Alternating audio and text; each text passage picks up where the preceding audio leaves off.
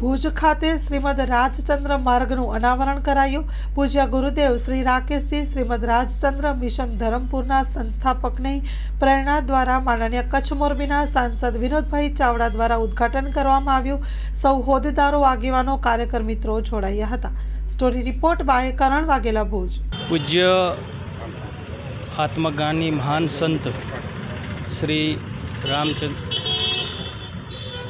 રાજચંદ્ર મહારાજજીના આજે ભુજની અંદર જ્યારે આપણે આ માર્ગનું અનાવરણ કર્યું છે, સમસ્ત કચ્છ અને ભુજવાસીઓ માટે ખૂબ જ આનંદનો અવસર છે।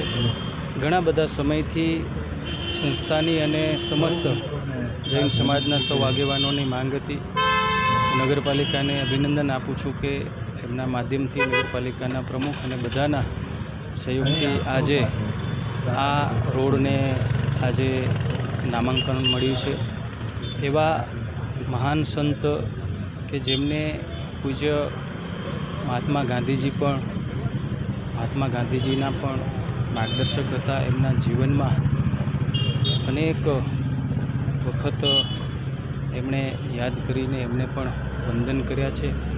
આવા પૂજ્ય મહાન સંત શ્રી રાજચંદ્રજી મહારાજને આજે આપણે યાદ કરીને એમને ખૂબ કોટી કોટી વંદન કરી છે। શ્રી હરીશ લાલજી ફુરિયા શ્રીમદ રાજચંદ્ર મિશન ધરમપુર વતી અમે આવ્યા છીએ। આજનું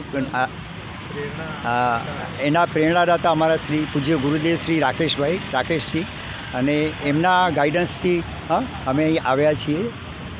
આજે કોલેજ રોડનું નામ શ્રીમદ રાજચંદ્રજી માર્ગ રાખવામાં આવનાર છે અને શ્રી વિનોદભાઈ ચાવડા સાંસદના હસ્તે એનું અનાવરણ થવાનું છે।